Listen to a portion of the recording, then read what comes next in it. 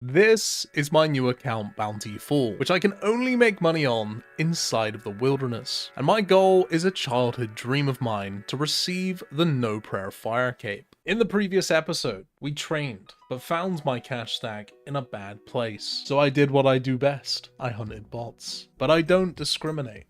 I also kill players too, and I used the money I made to buy all of the gear I needed, along with enough purple sweets to cure diabetes, or something along those lines. This is the setup, and I've been told that even experienced No Prayer Fire Capers will expect to use over 1,000 sweets in one attempt, which is a bit of a concern, because all of my money right now is here, and God forbid I'd have to resort to selling something. Which is why I will be practicing on my other one defense pure. And the only difference now is that I have an even bigger bowl of sweets. And while we're on the subject of big things, let me introduce today's video sponsor.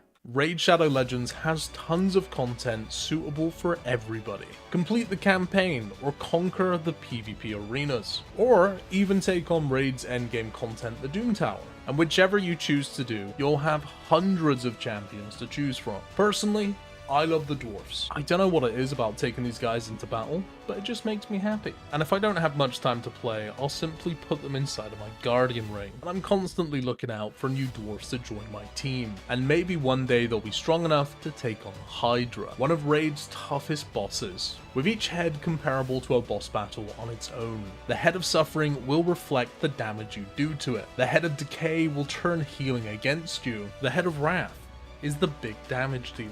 The Head of Torment is so terrifying its only counter are champions with Vil buffs. The Head of Blight uses lethal poisonous attacks. And the Head of Mischief will steal your champion's buffs. Taking down the Hydra is a true test for any player. New players who use the promo code on screen before October the 7th will receive the champion Stag Knight along with a brand new skin. And don't worry, if you're not new, you can still get him through an in-game event. And they also recently added the Hydra Clash, a new clan-based competition where you and 4 other clannies get to see who can smack the Hydra for the biggest damage. All new players that use my link in the description or scan my QR code on screen will get a free starter pack with all of this cool in-game loot. I've completed my fair share of fire capes. I've completed all of the Fight Cave combat achievements, and I've even done a fair few one defense completions, but I've never attempted a No Prayer Cape. And maybe, just maybe, it has something to do with the essay length instruction guide that you have to follow to a T.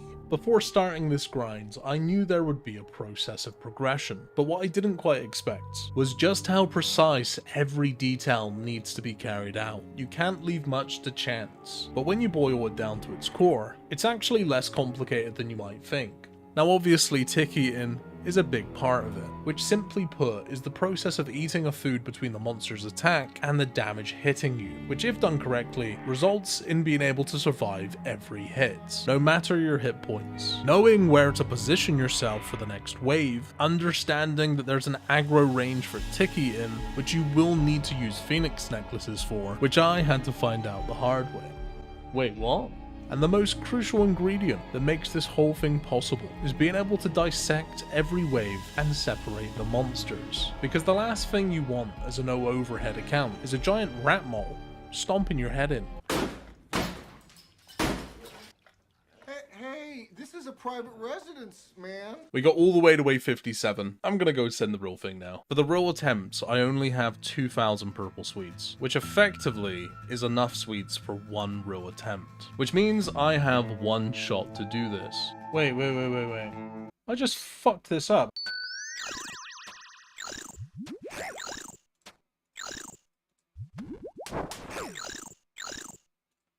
I'm making mistakes. You just got whacked. He actually hit you. You just got chanced. Bro, I had the HP, man. I could survive the fucking mole whack. What HP was I? I don't want to know. Wave 56 is by far one of the most difficult. You have to be tick perfect. One misclick or a second of hesitation can cause you to lose the entire run.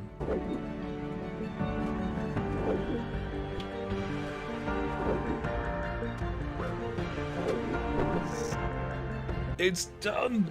Yes. Okay, we should be good now. Here they are, the boys. Now you might be thinking, what a lucky spawn. But luck doesn't have anything to do with it. Although everything inside the 5 caves has to be tick perfect and mapped out, the nice thing is that it's completely predictable. And on this rotation, wouldn't you know it, Jad is gonna spawn right on cue. The big boy. My auto is off. If I die, I'm gonna be so upset with myself. It's taken me 3 hours to get here. I've consumed 1,700 purple sweets. And if I eat a second too slow or fast, it's over.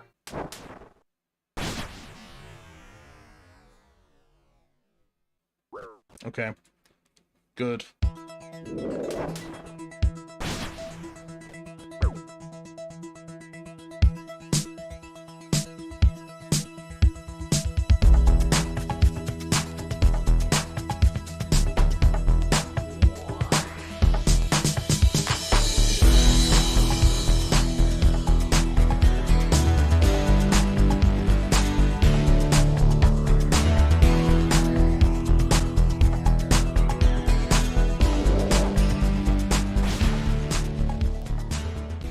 Yes. Oh my god, I'm so relieved. There it is. The fire cape on the no prayer account. I have always wanted to have a no prayer fire cape. This cape right here costed me a pretty penny. Holy shit, my bank has dropped so much. It was 75 mil before we started. With the main goal for this account now completed, I finished off the last bit of proper training I'll do on this account, because the goal was to make a powerful no overhead account at a reasonably low combat level, increasing my previous max hit by 2, and then headed back into the wilderness, because there's no way I can end this series with less than 100 mil in the bank. I want some nice and easy kills right now, so we're just gonna go check the lava dragons. When I'm feeling a little bit tired and I don't feel like sweating too hard, I come here. It is probably one of the chillest, consistent moneymakers in the wilderness. It is the easiest thing ever, and you make good money.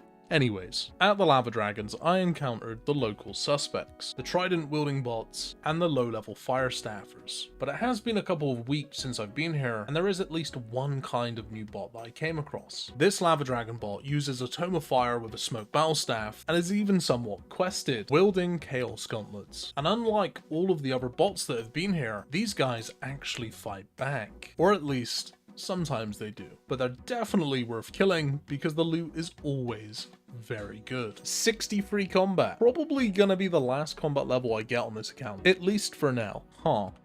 It's sad to say, but it's not every day you see real players killing these things.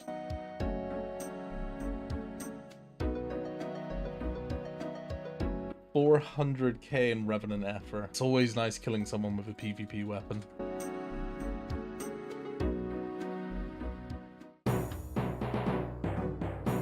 God damn it.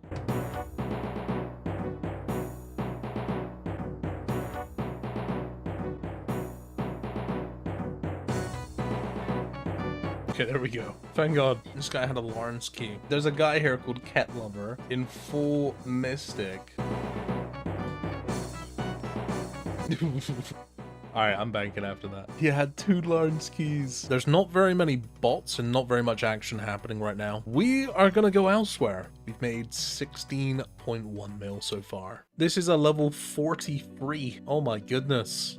Wait, is this a player? He's got knives. He's only got 1 prayer. That's a nice little PK. I'm pretty sure that I killed this guy earlier. He now has a Cruel's bow and he's moved locations. I just realized he's got an Avarice on as well. I thought I recognized the name. I've already killed this guy. 1.4 mil almost. Holy. I've been skipping the Australian worlds just because the ping's so bad. I did end up killing a lot of red bots, but a lot of the kills are pretty much the same. And even though the loot is really good, and you can pretty much guarantee you're gonna find some here, variety is the spice of life. The Wilderness Slayer Cave. I like this place because You never know what you're gonna get.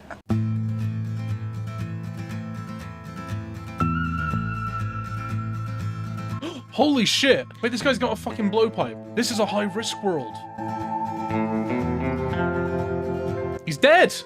That is at least a toxic blowpipe. I'm in the Australian high-risk world right now. 3.7 mil. Oh my 15,000 Zora scales. Okay, I think that is now officially the biggest PK that we've had on this account. I've yet to find a bot farm here, but I love how every kill is completely different from the last. And although it's less consistent for finding people, it always feels like a surprise or a gamble because you never know what you're gonna run into. And the thing that I like the most is just how random the loot is. It is not predictable at all, and I love that. The bank is currently the biggest it's ever been. We're sat at 90 million GP right now. We've made 36.5 mil. I haven't even used the fire cape yet. We should probably do that.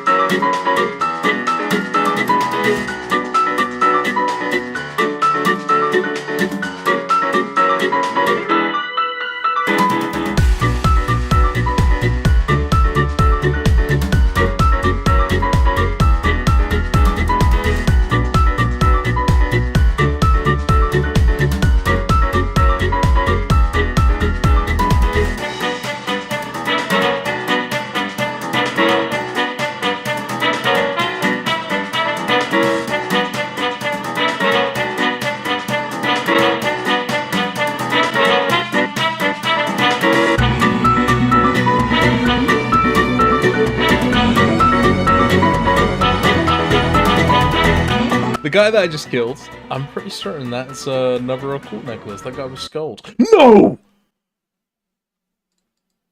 Bro, there's no fucking way he didn't protect his item. He's 31 prayer. There's no fucking way. Okay, I wasn't expecting that. The bank's gone from 90 mil to 219 mil. I can't believe my eyes. After selling off all of the small loot and opening our bounty crates, we managed to make 42 mil. And of course, with the staff included, bringing the total made to 173 mil. Finishing the account with 10 days of playtime at 60 free combat, a bank value of over 220 mil. And most importantly, the completion of a childhood dream.